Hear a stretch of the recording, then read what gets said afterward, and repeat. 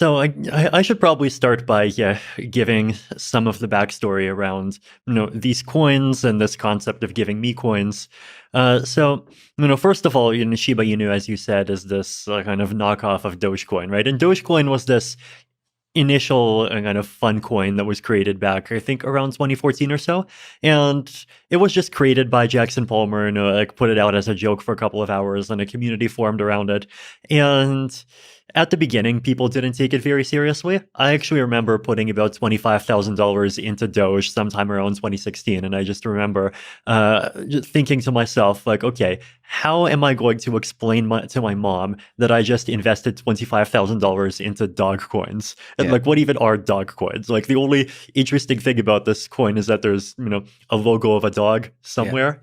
But, of course, that ended up being one of the best investments I've ever made. And it did really well. And then at the end of 2020, Elon Musk, of course, started talking about Dogecoin.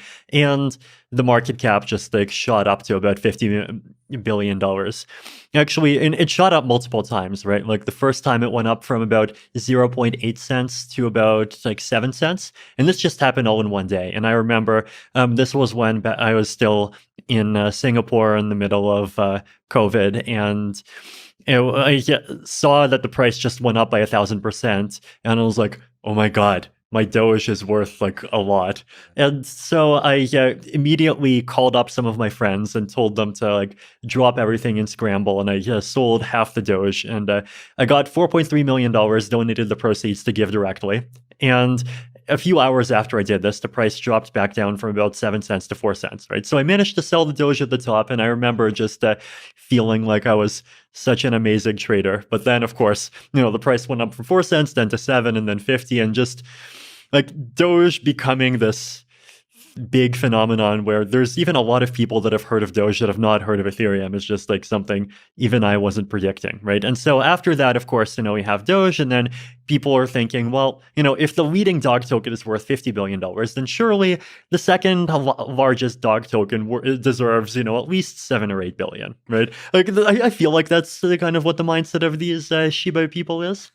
So then, of course, they did this other gimmick, right, where they gave me half the Shiba token supply. They were actually not the first projects to do this. So around the end of 2020, there was this weird project called Teller. It's like Tellor. I think they're a Chainlink competitor or something like this. But I remember they just like dumped $50,000 worth of their token into my wallet. And then they had their Twitter army just like basically run around saying, look at Vitalik's wallet. Vitalik holds Tellers. He's one of us. He's a supporter.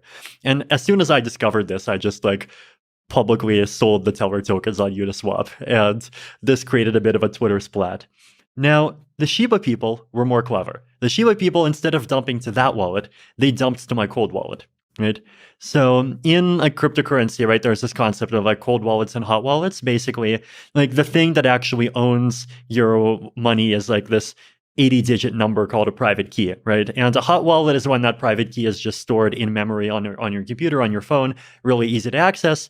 Cold wallet means it's either written down on a piece of paper, or it's on a computer that's just never accessed the internet, right? So cold is very inconvenient, but cold is also much more secure, right? Because even if that computer has some like viruses on it, like it's like air gapped, it's not actually going to be able to upload it. So this cold wallet, and like all the money is out of the cold wallet, so it's safe for me to talk about my setup now, right? But it was a laptop that was sitting in Canada, and I also had 2 pieces of paper where I wrote down 2 numbers on those 2 pieces of paper. Mm-hmm. One was with me, one was in Canada, and if you add those 2 numbers together, you get the private key. So because of COVID travel restrictions, and this is this cold wallets in Canada, like it's very difficult for me to actually access it, right? And I'm not sure if they knew this. Maybe they just got lucky. But like basically, they sent a lot of these dog tokens into this wallet where it was very difficult for me to access it. But then I saw these dog tokens, I saw more and more people talking about them, and then at some point I realized that like, hey, these things are worth billions of dollars, and like, there's lots of really good things that you could do with that amount of money, and it would actually be a waste to just like see it go. So I made the decision that like I would actually power through and figure out how to like safely, like, basically get my private key. I actually had to call up my family, tell them to read out their number off of their piece of paper. I entered that into a fresh laptop that I bought from Target. Then I put in my other number on my piece of paper, added the two numbers together on the computer. There's the key.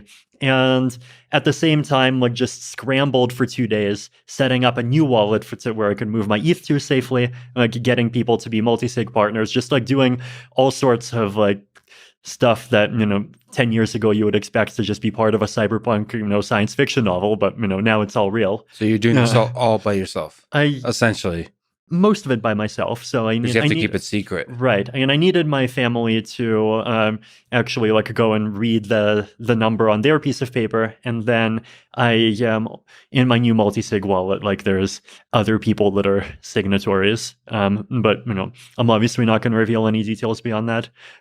So I did this, right? And I actually managed to get the private key, make the first transaction that would just move all my Ether to the multi-sig wallet so it's safe, and then second put the private key on my main computer, then started, like going in and just selling some of the dog tokens and then just like giving them to these different charities. Now, at the time, I actually did not even like have any idea of how much you would be able to get, right? Because like on paper, the dog tokens are $7 billion, but like in reality, it's a very liquid market. Are you going to crash it by after you sell 1 million worth? Are you going to crash it after 10 million? Are you going might you actually be able to get like an entire 200 million? I had no idea. So I definitely was just of the mindset like, okay, I'll sell a bit, maybe get some ETH, and then, donated some ETH to give well, donated some to other groups, and then, okay, have some dog tokens. Like, I don't have an easy ability to sell more myself, but then I'll just like give them to these groups and like, hopefully they'll do good things with them. It was actually, I actually donated 20% and dumped 80%. Okay. Yeah, so the COVID India group got one batch, and then there's another group that got another batch. And I don't want to say who they are because I think they want to announce themselves at some point. Sure. Yeah, but it's, you can see the fact that these transactions were made on the blockchain. But no, it was just very interesting and unexpected and just an insanely crazy situation.